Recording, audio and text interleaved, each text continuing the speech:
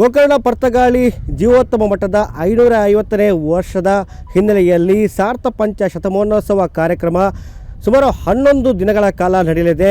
November 27ರಿಂದ December 7ರವರೆಗೆ ಈ ಕಾರ್ಯಕ್ರಮ ನಡೆಯುವಂಥದ್ದು.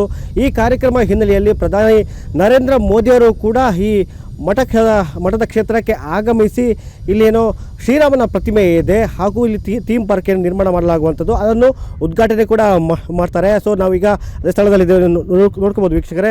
ಸುಮಾರು 77 ಅಡಿ ಕಂಚಿನ ಪ್ರತಿಮೆ, ಸುಮಾರು 16 ಕೋಟಿ ರೂಪಾಯಿ ವೆಚ್ಚದಲ್ಲಿ ನಿರ್ಮಾಣವಾಗಿರುವಂತಹ ಏನು ಕಂಚಿನ ಪ್ರತಿಮೆ ಇದು. ದೇಶದಲ್ಲಿ ಬೇರೆ ಎಲ್ಲೂ ಇಷ್ಟೊಂದು ದೊಡ್ಡ ಪ್ರತಿಮೆ ಕಾಣಲಿಕ್ಕಿಲ್ಲ, ಅಷ್ಟು ದೊಡ್ಡ ಪ್ರತಿಮೆ ಇಲ್ಲಿ ನಿರ್ಮಾಣ ಆಗ್ತಾ ಇರುವಂಥದ್ದು. ಸೊ ಈ ಪ್ರತಿಮೆಯನ್ನು ಪ್ರಧಾನಿ ನರೇಂದ್ರ ಮೋದಿಯವರು ಉದ್ಘಾಟನೆ ಮಾಡಲಿದ್ದಾರೆ. ಇನ್ನು ಈ ಪ್ರತಿಮೆ ಏನು ಸುತ್ತಮುತ್ತಲು ಥೀಮ್ ಪಾರ್ಕ್ ಅಂದರೆ ರಾಮಾಯಣ ಹಾಗೂ ರಾಮಗೆ ಸಂಬಂಧಪಟ್ಟಂತಹ ಪ್ರತಿಯೊಂದು ಸ್ಟೋರಿಗಳನ್ನು ಕೂಡ ಇಲ್ಲಿ ಥೀಮ್ ಪಾರ್ಕ್ ಮೂಲಕ ಒಂದು ವಿವರಿಸಲಾಗ್ತದೆ. ಸೊ ಅದನ್ನು ಕೂಡ ಪ್ರಧಾನಿಯವರು ಉದ್ಘಾಟನೆ ಮಾಡುವಂಥದ್ದು. ಇನ್ನೇನು ಮಠದ 550 ವರ್ಷದ ವರ್ಷಾಚರಣೆ ಹಿನ್ನೆಲೆಯಲ್ಲಿ ಈಗ ಸಾಕಷ್ಟು ಕಾರ್ಯಕ್ರಮಗಳನ್ನು ನಡೆಸಲಾಗುವಂಥದ್ದು. 11 ದಿನಗಳ ಕಾಲ ಇಲ್ಲ ಸ್ವಾಮೀಜಿ ಏನಿದ್ದಾರೆ ಅವರ ನೇತೃತ್ವದಲ್ಲಿ ವಿವಿಧ ಕಾರ್ಯಕ್ರಮಗಳು ಕೂಡ ನಡೆಯುವಂಥದ್ದು. ಇಲ್ಲಿನ ಪರಮ ಪೂಜ್ಯ ವಿದ್ಯಾಧೀಶ ಶ್ರೀಪಾದ ಒಡೆಯರ ಸ್ವಾಮೀಜಿಯವರ ನೇತೃತ್ವದಲ್ಲಿ ಈ ಕಾರ್ಯಕ್ರಮ ನಡೆಯುವಂಥದ್ದು. ಇನ್ನೇನು 11 ದಿನ ನಡೆಯುವಂಥದ್ದು. ಅದರಲ್ಲಿ ಸುಮಾರು 550 ಹೋಮಗಳು ಕೂಡ ನಡೆಯುವಂಥದ್ದು. ಪ್ರತಿದಿನ ಸುಮಾರು 55 ಹೋಮಗಳು ನಡೀತದೆ.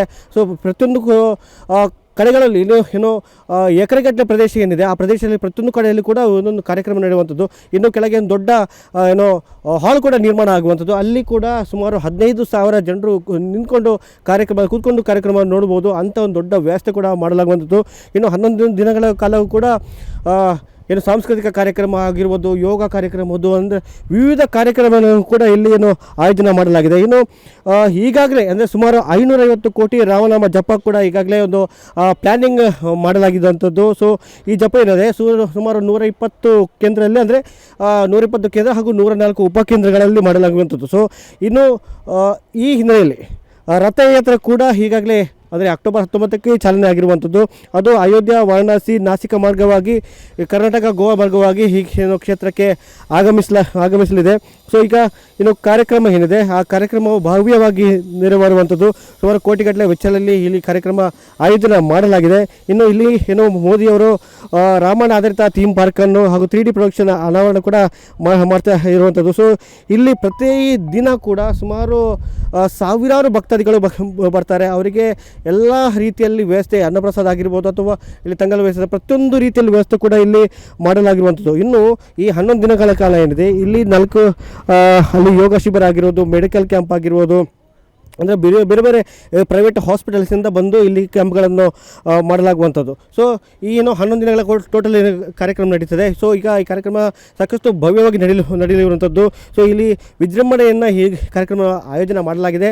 ಸೊ ನಾಳೆ ನವೆಂಬರ್ 28ಕ್ಕೆ ಪ್ರಧಾನಿ ನರೇಂದ್ರ ಮೋದಿಯವರು ಕೂಡ ಈ ಮಠ ಕ್ಷೇತ್ರಕ್ಕೆ ಆಗಮಿಸಲಿದ್ದಾರೆ. ಸೊ ಈ ಕ್ಷೇತ್ರಕ್ಕೆ ಆಗಮಿಸಿ ಇಲ್ಲಿ ರಾಮನ ಮೂರ್ತಿ ಹಾಗೂ ಇಲ್ಲಿನ ಥೀಮ್ ಪಾರ್ಕನ್ನು ಉದ್ಘಾಟನೆ ಮಾಡುವಂಥದ್ದು. ಸೊ ಈಗ ಸಾಕಷ್ಟು ಬಿಗಿ ಬಂದೋಬಸ್ತ್ಗಳನ್ನು ಕೂಡ ಈಗಾಗಲೇ ಮಾಡಲಾಗಿದೆ.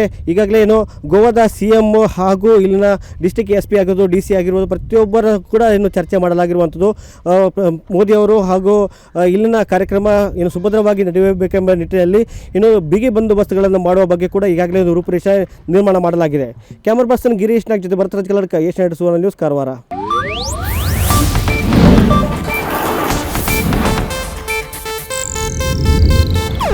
ಇದು ಏಷ್ಯಾನೆಟ್ ನ್ಯೂಸ್ ನೆಟ್ವರ್ಕ್ ಪ್ರಸ್ತುತಿ.